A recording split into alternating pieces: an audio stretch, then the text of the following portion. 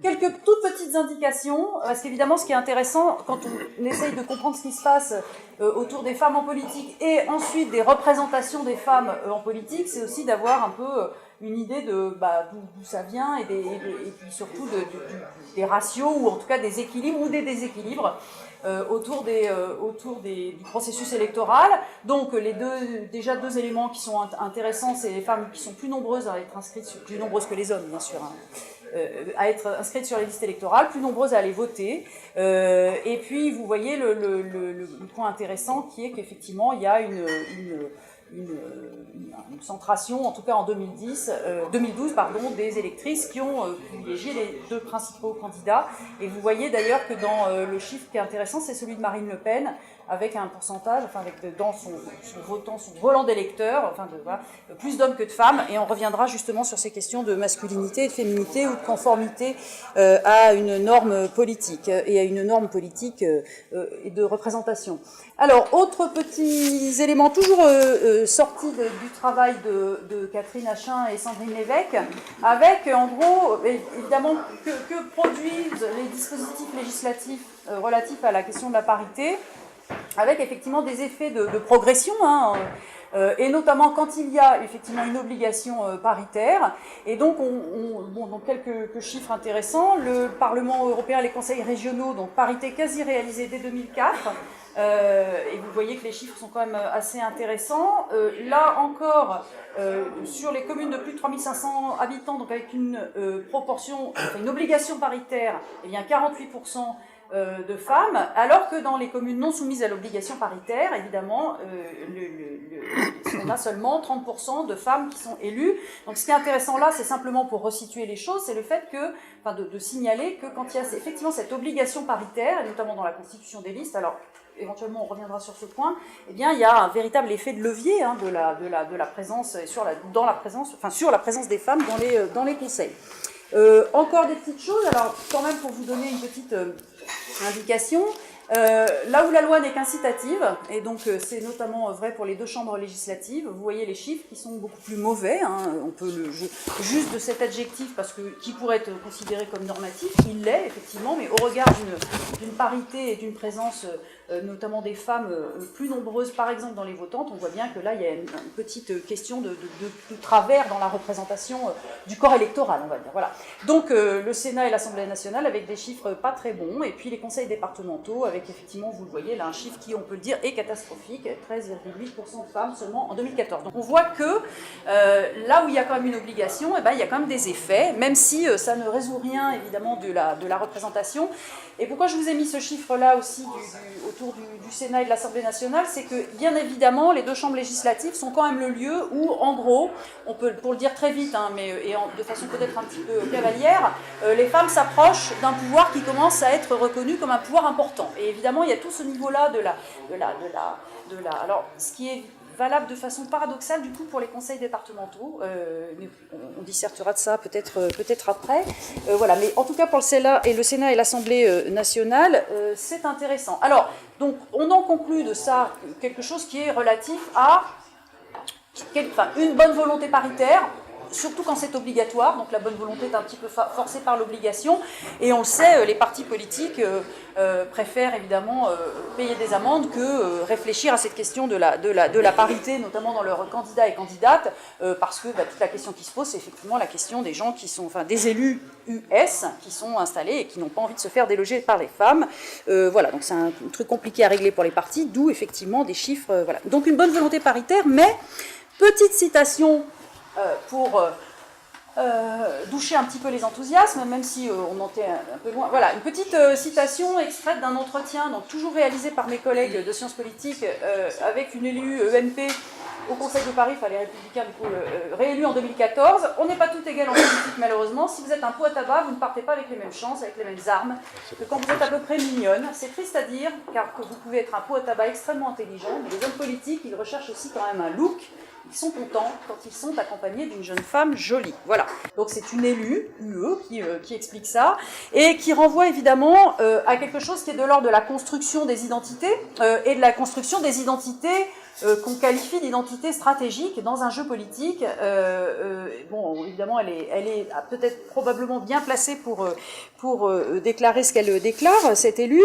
Donc la question effectivement des identités, et du coup la question des identités, alors elle est construite par un trio ou un trinôme, enfin bon, et on a un certain nombre de collègues qui ont travaillé sur cette question, dont Éric Neveu, un collègue qui est professeur en sciences politiques aussi mais à Rennes, qui explique que les identités politiques, les identités stratégiques, elles sont évidemment co-construites par les acteurs et les actrices eux-mêmes, elles-mêmes bien sûr, par les communicants, les communicantes, et évidemment par les journalistes, et donc par les médias. Et d'où le fait, effectivement, et c'est ce que disait Jean-Michel en introduction, le fait qu'il est quand même assez intéressant d'aller voir ce qui se passe dans les discours médiatiques, parce qu'ils ne font pas tout, évidemment. Ils ne sont pas les seuls responsables de la construction des identités, et notamment des identités de genre en politique, mais bien entendu, c'est par eux, et c'est par les discours médiatiques que passe quand même, on va dire, l'essentiel ou une grande partie de ce qu'est la représentation quotidienne, ordinaire, qui circule dans tous les médias et qui est consommée par nous-mêmes, publics, quels que soient les supports médiatiques. Par exemple, il y a des choses extrêmement intéressantes autour de la construction politique des identités de genre qui se joue dans la presse people, avec un traitement de la politique extrêmement important. C'est-à-dire, c'est un vrai sujet de la presse people, qui est très lu, qui fait un titre people, ça fait des millions d'exemplaires, c'est très très loin des chiffres de diffusion du Monde, par exemple, ou du Figaro, et il s'y joue des choses en termes d'assignation de genre qui sont tout à fait intéressantes. Voilà, donc petite citation un petit peu déprimante. Alors, autre chose, donc sur les représentations médiatiques. Donc, l'idée, c'est d'essayer, alors, je dis d'abord, de comprendre comment, en gros, des considérations ou une catégorisation autour de race, classe, genre, c'est ce qu'on appelle aussi une analyse intersectionnelle, je passe rapidement, mais en gros, qu'est-ce qui joue dans ces catégories-là, qu'est-ce qui est mobilisé par les discours médiatiques pour finalement construire des figures d'actrices politiques, des figures au sens narratif du terme, au sens où effectivement, dans les récits, il y a des figures qui ont des compétences, qui exercent un certain nombre qui exercent des performances et qui sont du coup jaugées à l'aune de leur légitimité ou de l'illégitimité à exercer et à performer ces éléments. Donc, analyse intersectionnelle, c'est évidemment de saisir le genre, mais le genre, il ne se saisit pas tout seul, et vous allez voir dans l'étude sur les ministres de la Justice que le genre joue, bien entendu, mais il ne joue pas tout seul. Et ce qui est intéressant, c'est de voir évidemment comment tout ça est mis en articulation. Ça vaut aussi pour les hommes, mais bien entendu, c'est presque renforcé autour des femmes, et j'y reviendrai. Et du coup, comment effectivement la mobilisation de ces catégories de construction discursive va finalement produire des représentations qui, bien sûr, peuvent juger positivement des femmes politiques, on va le voir, mais qui en même temps continuent sans cesse à rétablir ou à établir ou à renforcer une normativité politique qui est genrée et qui est essentiellement masculine. Voilà, donc quelques éléments. Alors, quelques éléments en contexte paritaire, donc dans un ensemble de discours récents, les éléments qui finalement caractérisent le plus souvent la façon dont on présente les femmes, alors notamment les femmes politiques en campagne, ou celles qui exercent le pouvoir. Ça ne vaut pas seulement pour la France, bien entendu, mais donc on a retrouvé ça de façon très très caricaturale, par exemple, sur le fait qu'elles sont plus souvent que les hommes appelées uniquement par leur prénom dans la présidentielle qui a opposé Ségo à Sarko. Là, ça jouait à plein. On rappelle aussi beaucoup leur statut d'épouse 2, de mère 2, de fille 2, donc il y a évidemment un ancrage qui est un ancrage important. Alors évidemment, quand c'est épouse et fille, c'est un ancrage à un pôle qui est un pôle masculin. Et puis évidemment, beaucoup, on évoque leur apparence physique, donc il y a une attention très forte des discours qui est portée au corps, à la conformation du corps, à ce qui est attendu. L'affaire du pot à tabac, enfin la citation autour du pot à tabac, à ce qui est attendu d'une norme qui est évidemment une norme corporelle contraignante, il faut être plutôt mince, etc., mais pas seulement.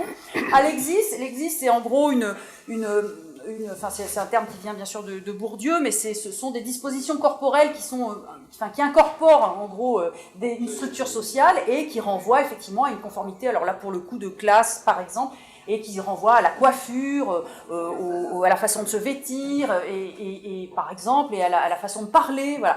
Et alors juste de ce point de vue-là, mais éventuellement j'y reviendrai après dans la discussion, Marine Le Pen a fait l'objet d'un suivi extrêmement fin des médias autour de son apparence, sachant qu'on l'a renvoyé beaucoup finalement à une conformité physique à son père, et c'était d'ailleurs tout l'objet des caricatures. Et puis quand elle est revenue en politique et qu'elle a remonté son parti, quand elle a pris le parti, on a remarqué qu'elle avait minci, qu'elle s'était donc imposé un travail de mise en conformité avec finalement un exis féminin, sachant que le soupçon, c'était aussi le soupçon d'une masculinité agressive qui était celle déjà de son père. Et donc une des stratégies de Marine Le Pen, effectivement, ça a été aussi, parce que c'est évidemment stratégique, on parle d'identité stratégique, ça c'est un terme qui a été utilisé par une collègue qui s'appelle Annie Kollowald et qui est aussi en sciences politiques. Donc une des stratégies de Marine Le Pen, ça a été effectivement de faire disparaître ce qui pouvait évoquer une masculinité trop agressive pour évidemment se remettre dans une conformité, mais évidemment cette conformité, elle renvoie au féminin et je vais y revenir. Alors, donc ça c'est 3 traits, il y en a bien un 4e, parce que je dis il y a 4 éléments, mais le 4e il est sur la diapo suivante. Donc les prénoms, le statut d'épouse, de mère, de fille, l'apparence physique. Ah oui, sur le statut d'épouse, de mère, de fille, je donne un autre exemple. En 2010, il y a eu l'anniversaire de la réunification de l'Allemagne. Il se trouve que c'était le jour, c'était donc le 10 novembre, le jour où je fais partie d'une enquête, enfin je fais partie de l'équipe française qui mène une enquête qui est menée dans 110 pays en même temps et qui est pilotée depuis le Canada, donc qui fait une enquête à la fois quantitative et qualitative sur la place des femmes dans les médias. Je vous en parlerai après si vous voulez. Et en gros, donc les 110 pays ont le même jour à dépouiller, saisir du point de vue de leur discours médiatique, d'informations.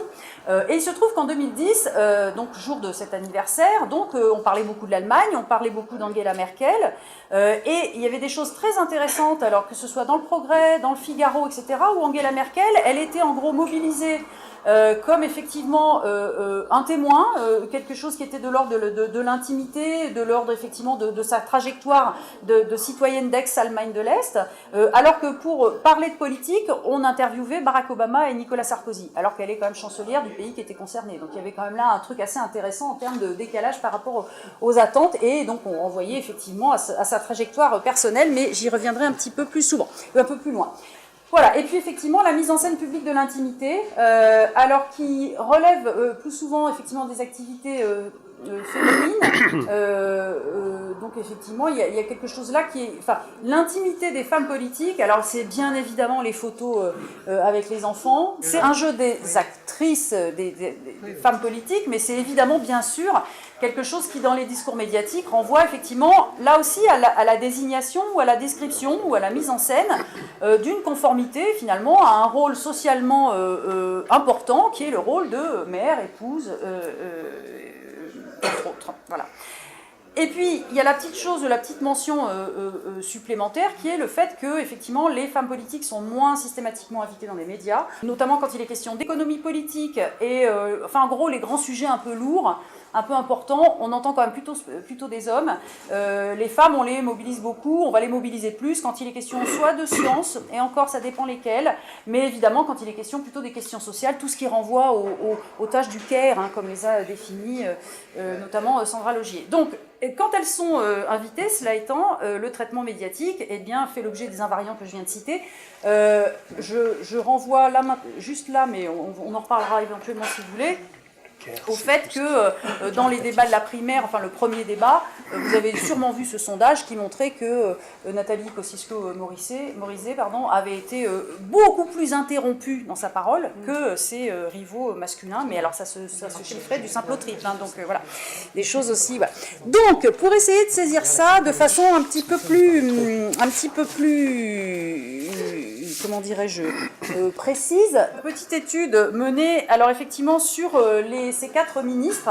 Ça m'a intéressé pour le coup de saisir ces moments-là parce qu'effectivement, Et j'ai travaillé sur les moments où elles sont nommées, donc vraiment les 2 jours où les journaux vont beaucoup parler, parce que leur nomination, elle correspond finalement à une transformation qui est intéressante. Elles sont un sujet politique parmi d'autres et elles deviennent un sujet du faire. Elles vont avoir effectivement un pouvoir à exercer, qui est en plus un pouvoir régalien, donc c'est vraiment important effectivement dans l'ordre du pouvoir. Et du coup, ce qui est intéressant, c'est de voir comment, au moment où elles sont nommées, eh bien, les journaux vont construire effectivement leur figure de légitimité plus ou moins forte à exercer ce pouvoir régalien.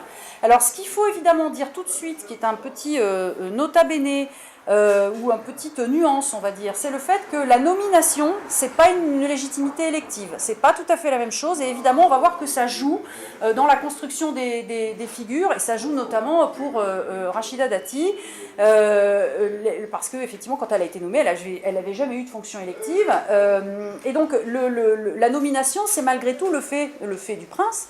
Et évidemment, en France, ce fait du prince, cette nomination dans un gouvernement, mais évidemment par la volonté du président de la République, elle est renvoyée à, c'est une instance masculine qui va procéder, enfin qui va permettre cette nomination. Donc il y a déjà, au début, ce petit biais, on va dire, mais bon, on va regarder comment ça se joue. Alors, juste, j'indique, ça c'est le côté un petit peu obsessionnel des gens qui travaillent sur les médias, ils indiquent leur corpus, etc. Donc je vous passe très vite. Juste, j'ai travaillé sur, en gros, tout ce qui était sorti sur une base Europresse, et puis j'ai travaillé sur tous les quotidiens nationaux, régionaux, et puis AFP, voilà, pour voir un peu comment ça se... Donc, juste pour vous dire que les résultats que je dégage, ils sont quand même relativement ancrés dans des tendances un peu lourdes du côté...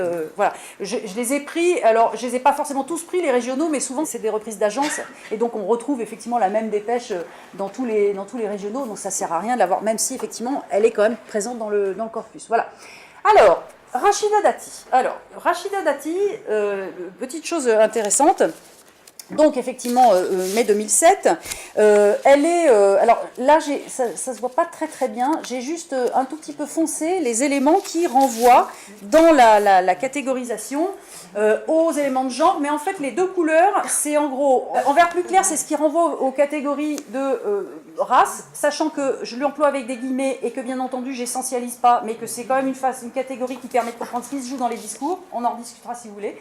Et puis la question de la classe, là pour le coup avec le rappel des trajectoires et des origines sociales.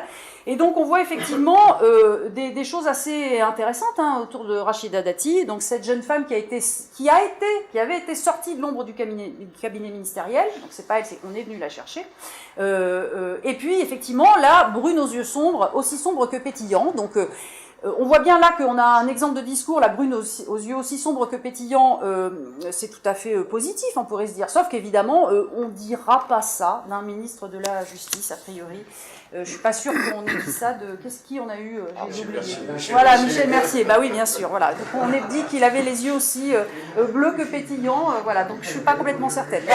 Ce qui est intéressant, c'est que dans la figure de Rachida Dati, ce qui joue aussi très fortement, c'est bien entendu la mention de la trajectoire sociale, et donc effectivement de son origine, elle a grandi dans une HLM, elle avait une fratrie très très longue, elle a été un temps aide-soignante. Alors aide-soignante, là je l'ai mis plutôt dans la catégorie classe, en fait ça joue aussi évidemment dans la catégorie genre, parce que il y a quand même plutôt des femmes qui sont aides-soignantes, même si effectivement il y a aussi des hommes. Voilà, alors il y en a d'autres, des exemples, j'avance un peu, juste pour vous dire que, alors, vous voyez que dans Libération, quasiment rien sur la question du genre. Alors par contre, effectivement, sur la question de la classe et la question effectivement de l'origine, mais on n'a rien dans Libération qui joue autour de la catégorie de genre. En revanche, on en a dans Le Monde. Alors, j'ai relevé juste quelques petites choses. Alors, c'est une battante, mais une battante... alors, le terme, vous allez me dire, il peut s'appliquer aussi aux hommes, mais effectivement, bon, c'est le titre. Mais ce qui est génial, c'est d'abord, dans Le Monde, Rachida Dati est fière de son parcours. Cette mention de la fierté, moi, je la trouve extrêmement intéressante parce que, en gros, on va dire que la fierté, c'est typiquement le sentiment d'une dominée qui, en gros, on va dire, rend compte à son professeur, à son maître. Et évidemment, la fierté de Rachida Dati, là, ce qui est intéressant, c'est que dans les ministres, et pour avoir regardé bien sûr aussi des moments de nomination de ministres hommes, eh bien la fierté, on ne la retrouve que mentionnée que pour, enfin, j'ai pas fait exhaustivement toutes les nominations de tous les ministres, mais quand même j'ai un peu regardé largement, et on la retrouve pour Azouz Begag. Et donc évidemment là, qu'est-ce qui joue, c'est la catégorie origine, voilà. Donc elle est fière de son parcours. Donc c'est une mention positive, mais cette mention-là positive la renvoie malgré tout à une situation, ce qui est celle d'une trajectoire a priori dominée. Et puis elle incarne la volonté de Nicolas Sarkozy d'ouvrir le gouvernement aux femmes, donc effectivement elle l'incarne, mais c'est quand même pas elle qui a cette volonté initiale, et puis elle est propulsée à la tête d'un grand ministère. Vous voyez bien que tous ces éléments-là... Oui, voilà. Non, mais en fait ce qui est intéressant, c'est que du coup sa position, elle la doit effectivement à des référents masculins, et en l'occurrence à Nicolas Sarkozy. Donc, mais que ce soit vrai ou pas, ce qui m'intéresse aussi, c'est qu'elle a quand même dû déployer des compétences et qui sont quand même rappelées. Et ce qui est intéressant, c'est que dans les discours, ce qui sort de façon dominante, c'est quand même une description ou une qualification qui renvoie à cette propulsion-là. Donc effectivement, Rachida Dati, elle n'était pas élue. Voilà. Alors, un autre cas qui permet un peu de faire varier les... Elisabeth Guigou. Donc Elisabeth Guigou, alors elle a effectivement pas le problème de la classe sociale, enfin le problème, ce qui n'est pas un problème, mais on ne peut pas la renvoyer à une classe sociale a priori dominée. Elle n'a pas non plus évidemment cette position d'altérité des origines et des origines culturelles. Elle est effectivement bourgeoise, blanche, bon voilà. Elle est la première garde des Sceaux, ni par hasard ni pour cause de quota féminin, donc c'est du fait de ses compétences. Donc effectivement, là, il y a évidemment quelque chose d'assez intéressant. Et puis, il y a cette déclaration d'Elisabeth Guigou: les femmes qui exercent des fonctions régaliennes les assument totalement et n'agissent pas différemment des hommes. Elle a pris des positions, elle, en disant, en gros, le pouvoir au féminin, c'est une connerie. Enfin, elle le disait même assez tôt.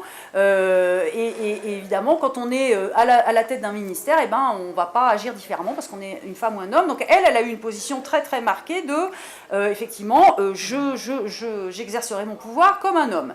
Sauf que, ça c'est elle, mais sauf que, voilà, la pugnacité tout en douceur. Alors ça c'est issu de la Croix. La Croix vraiment c'est un morceau là absolument génial. La pugnacité tout en douceur. Donc effectivement il y a ce caractère de elle assume, hein, elle a des compétences etc. Mais quand même tout en douceur. Donc évidemment cette question de la douceur, de la rondeur, qui peut même devenir de la mollesse, et c'est d'ailleurs ce qui a été un des éléments de mise en, comment dirais-je, en doute, j'y reviendrai tout à l'heure, de François Hollande, d'où l'épisode du scooter qu'il a revirilisé, etc. Bon, j'y reviendrai. Voilà, donc par tempérament, elle a certainement, Elisabeth Guigou, cette fermeté, cette rigueur intellectuelle. Et puis il y a le mot de Geneviève Jurgensen, donc qui est une petite description. Elisabeth est une jolie femme qui se met bien en valeur sans jouer la carte de la séduction. C'est tout un encadré dans le dispositif de la Croix. C'est important en termes éditorial.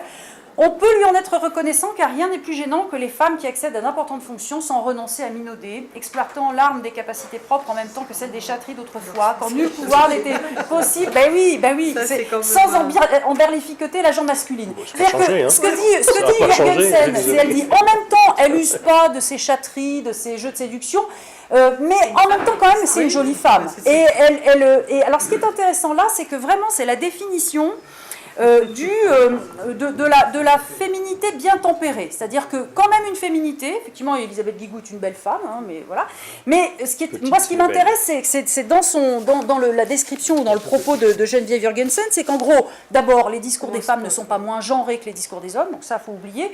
Alors, quand même, un petit peu, quand ce sont des femmes journalistes qui traitent des questions, statistiquement, on le voit dans ces fameuses enquêtes, ça tend quand même à défaire un tout petit peu les assignations de genre, mais pas de façon systématique, et en l'occurrence là on en a un exemple absolument magnifique. Et donc là on voit bien qu'effectivement il y a une description d'Elisabeth Guigou, c'est-à-dire qu'elle ne peut pas mettre en doute sa capacité à exercer le pouvoir, ni du point de vue de la classe, ni du point de vue de la race. Donc effectivement, c'est le critère du genre qui va jouer de façon beaucoup plus importante, et on voit dans les descriptions médiatiques que c'est vraiment sur ce point-là que vont se jouer éventuellement les nuances, donc voilà, sur cette féminité bien tempérée. Alors, Michèle Alliot-Marie, autre cas d'exemple tout à fait intéressant. Parce que Michèle Alliot-Marie, elle a tenu à se faire appeler Madame le ministre de la Défense, donc elle a refusé effectivement de féminiser, que la fonction soit féminisée. Et alors, ce qui est très très intéressant chez Michèle Alliot-Marie, et ça a été étudié notamment par une collègue historienne qui s'appelle Christine Barr, et qui est une historienne du genre, où en gros elle a fait une comparaison entre Michèle Alliot-Marie et Roselyne Bachelot, où elle montre que Michèle Alliot-Marie, c'est vraiment la figure de la féminité autoritaire, qui du coup tend à se conformer au maximum au masculin, ou en tout cas ce qui est compris comme étant une autorité masculine, donc une femme est chef dans un univers d'hommes. Mam, comme on la surnomme familièrement, est une figure des années Chirac. Donc, alors quand même, elle est blonde athlétique, même si elle a un caractère trempé, elle est quand même blonde athlétique. Et elle se faisait alors appeler Madame le ministre de la Défense. Mais, ce qui est génial, c'est que jeune universitaire, elle doit son envie de faire de la politique à son père, Bernard Marie, ancien député maire de Biarritz. Elle la doit également à un ami de son père qui la convainc d'entrer au RPR, un certain Jacques Chirac.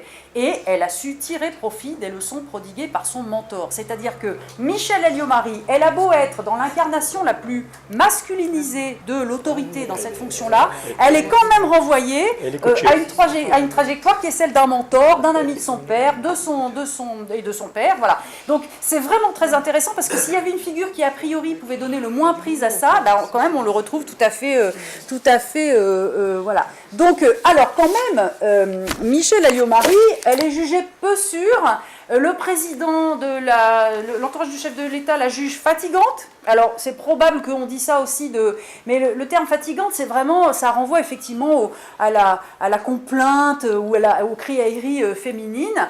On parle quand même de son compagnon. Donc là, ce qui est intéressant, c'est que elle est pas elle la compagne d'eux. On parle bien de son compagnon. Donc là, il y a un petit renversement, mais c'était la même chose que le propos d'Arnaud Montebourg sur Ségolène Royal. Le seul problème de Ségolène Royal, c'est son compagnon au moment de la candidature. Voilà. Et puis, ce qui est très intéressant, c'est La Voix du Nord. Michèle Alliot-Marie n'étant pas une habituée des défilés de mode ni des soirées branchées. Donc, nécessité de préciser qu'effectivement, elle est une femme, mais quand même, elle ne verse pas dans ce qui est communément admis de la futilité ou de la superficialité des femmes, et notamment des femmes. Alors elle aussi, elle est d'origine bourgeoise, et sans ostentation ni fou rire intempestif. Donc là aussi, c'est vraiment intéressant, c'est que vraiment, on a là encore cette description, effectivement, c'est-à-dire qu'on la qualifie, sa figure politique ou la figure de ministre est qualifiée par définition en creux, ou en tout cas en renvoyant à ce qui est une caractérisation en creux et négative de ce qui serait une espèce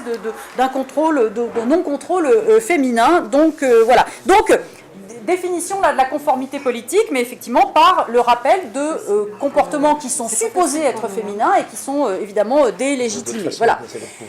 Christiane Taubira, dernier exemple. Alors, juste, je reviens sur cette... parce qu'évidemment, c'est pas tout à fait... Michèle Alliot-Marie, les fous rires intempestifs, les défilés de mode, etc. Ça, c'est tout ce que Rachida Dati a pris, évidemment, en retour. Alors, vous allez me dire, elle l'a cherché, bien sûr, parce qu'elle a fait montre d'une ostentation. Alors, je pense que le problème, il était peut-être plus... Enfin, c'est un jugement, hein, mais il est peut-être plus d'ordre de rapport de classe que de... Bon, voilà. Mais évidemment, c'est quand même là-dessus qu'elle s'est fait fortement... alignée. Voilà. Donc Christiane Taubira. Alors Christiane Taubira, ce qui est intéressant, c'est que quand elle arrive au ministre de la Justice, elle a une expérience, elle a une trajectoire politique importante, elle a fondé un parti politique, il y a une loi mémorielle qui porte son nom, donc elle a une expérience politique et une légitimité, une trajectoire antérieure qui évidemment va jouer fortement. Et qui joue fortement, effectivement, mais on retrouve quand même le terme passionnariat, qui, moi, je trouve très, très intéressant. C'est une dépêche de l'AFP. Hein. La dépêche de l'AFP, c'est, a priori, le récit basique. Dans le récit basique, on trouve quand même le terme passionnariat. Alors, on trouve la petite femme énergique et élégante, donc le rappel quand même de l'élégance, qui est... Oui, d'accord, mais bon. Et puis, le fait qu'elle est une oratrice talentueuse, souvent lyrique, capable de parler sans notes. Donc ça, tout ça, c'est de la sanction positive en termes narratifs, mais cette sanction positive, évidemment, elle renvoie à, effectivement, quelque chose qui est de l'ordre malgré tout, d'une féminité bien incarnée, etc. Et puis, bien sûr, il y a ce rappel, elle est aussi réputée pour être autoritaire, voire cassante, et capable de colère mémorable. Alors, bien entendu, il y en a d'autres. Hein. Il y a des hommes politiques qui sont décrits comme étant capables de colère mémorable, et qui ça finit par sortir, mais ce qui est intéressant dans ces colères mémorables, c'est que, et cet autoritarisme, c'est qu'on retrouve ça dans le parcours émaillé de colère décrit par Lacroix. C'est-à-dire qu'on retrouve ça effectivement, cette mention-là qui est souvent rappelée, c'est finalement le renvoi, et qui sort quand même beaucoup dans la figure de Christiane Taubira, qui sort assez vite, en tout cas, et tout de suite autour de Christiane Taubira, c'est quand même le renvoi, je veux dire, la colère, le non-contrôle de ses émotions, c'est finalement l'impulsivité, c'est ce qui finalement renvoie, ou renvoyait, et depuis des siècles déjà, mais à la nécessité de pas trop quand même donner d'abord le droit de vote aux femmes, et puis effectivement ensuite de surveiller la façon dont elles pouvaient aller voter, et puis en fait c'était leur impulsivité, leur non-contrôle. Je veux dire, je vous rappelle la sociologie du 19e et la description des foules féminines, hein, l'émeute, enfin je vous renvoie à Germinal aussi, enfin bon voilà, les foules impulsives sont par définition des instances féminines. Donc cette question du non-contrôle et du non-contrôle de son impulsivité, de ses sentiments, est quand même quelque chose qui renvoie beaucoup à un défaut qui est de l'ordre du féminin. Voilà. Et puis, effectivement, on renvoie au caractère fougueux. Donc, effectivement, la seule femme à occuper un ministre régalien, toutefois, dans le gouvernement en question. Donc la première candidate venue de l'outre-mer, alors là on voit que tous les caractères jouent ensemble, en plus d'être femme et noire, donc et puis elle est quand même charmeuse et volubile. Donc moi j'aime beaucoup, je trouve ça très très intéressant cet ensemble de descriptions, parce qu'évidemment ça renvoie malgré tout à une difficulté des médias à décrire ou à qualifier effectivement cette femme politique sans finalement aller recourir à un vocabulaire ou un ordre de la description qui construisent une féminité avec toutes ces assignations. Voilà. Même si effectivement l'assignation de Christiane Taubira, elle est quand même tempérée effectivement par le fait qu'elle a cette trajectoire politique aussi longue et puis cette expérience. Voilà. Alors, quelques éléments de conclusion. Donc, ce qu'on peut voir, enfin, là encore c'est très rapide et je vais essayer de conclure sans trop m'attarder, c'est qu'effectivement on a quand même un ordre du genre. Alors je l'ai mis en terme un tout petit peu abscon, mais ou jargonnant, mais j'aurais pu. Voilà. En gros, ça joue quand même dans la définition des rapports sociaux et notamment en politique, et ça joue, bien entendu, modulé par la question de la classe et de la race. Mais même si c'est modulé plus ou moins fortement, on a toujours, autour des femmes, la question du genre qui est là, qui ne s'efface pas. Ce qui me semble extrêmement intéressant, c'est que on peut avoir des compétences, et c'est ce qu'on a vu là, des ministres qui sont affirmées, qui sont décrites positivement, c'est-à-dire qu'effectivement, on décrit le fait qu'elles sont de bonnes oratrices, qu'elles sont fermes, qu'elles sont intelligentes, qu'elles sont, etc., que donc elles ont finalement, on peut expliquer pourquoi elles sont là, mais ce qu'on appelle en termes d'analyse narrative des sanctions narratives positives, malgré tout, se fondent sur un rappel de l'ordre de genre et d'une normativité politique qui est masculine, blanche, bourgeoise. Donc il faut quand même le dire. Et donc, on peut dire que dans les discours médiatiques, mais pas seulement, évidemment, dans l'ordre du politique, le genre est une technologie de pouvoir parce qu'il sert finalement à définir ou à renvoyer des périmètres de légitimité. Il sert à construire des identités, à y assigner les actrices. Et évidemment, ça constitue malgré tout un outil d'émêchement. J'étais pourtant pas éméchée, mais d'empêchement ou de retard ou de l'accès des femmes au pouvoir. Donc, je crois qu'il y a vraiment quelque chose là qui est extrêmement questionnant ou intéressant, parce que c'est difficile de s'en sortir. Alors un petit exemple très récent sur effectivement cette identité stratégique impossible, ou sur ce que ma collègue Marie-Joseph Bertine, qui est à Nice, appelle le pouvoir impossible. Elle a fait un ouvrage sur ce point-là. C'est effectivement l'exemple de Cécile Duflot, donc qui effectivement se fait dire des choses extrêmement désagréables, alors par les politiques bien sûr, mais aussi par les médias, autour du fait qu'elle fait son premier conseil des ministres en jean. Donc là, rappel au fait que ce n'est pas une conformité, effectivement, et alors, entre classe et genre, il y a quelque chose qui joue là. Et puis, elle arrive effectivement en juillet, un peu plus tard à l'Assemblée nationale. Vous vous souvenez probablement de cet épisode. Elle a une robe bleue à fleurs blanches qui est tout à fait jolie, hein, voilà. Et elle se fait absolument chahuter avec des cris de poules, enfin voilà, qui sont proférés par des caquettements, voilà, qui sont émis par notamment évidemment les députés de droite, qui vont d'ailleurs provoquer un rappel à l'ordre, et qu'elle va bien sûr dénoncer comme sexiste. Ce qui est intéressant là, c'est qu'on est vraiment on a quelque chose là qui signe ce qu'on appelle finalement la double contrainte, c'est-à-dire que c'est trop ou pas assez, mais c'est jamais conforme à ce qui serait attendu finalement d'une posture ou d'une identité qui serait d'emblée légitime dans l'ordre de l'exercice du pouvoir politique. Voilà. Alors, je vous renvoie aussi, alors des tweets, il y en a de toutes sortes, mais évidemment à ce tweet d'un conseiller technique de l'UMP. Voilà, donc vous voyez évidemment le sexisme ordinaire en politique on a, mais évidemment on a quelque chose là qui est tout à fait intéressant.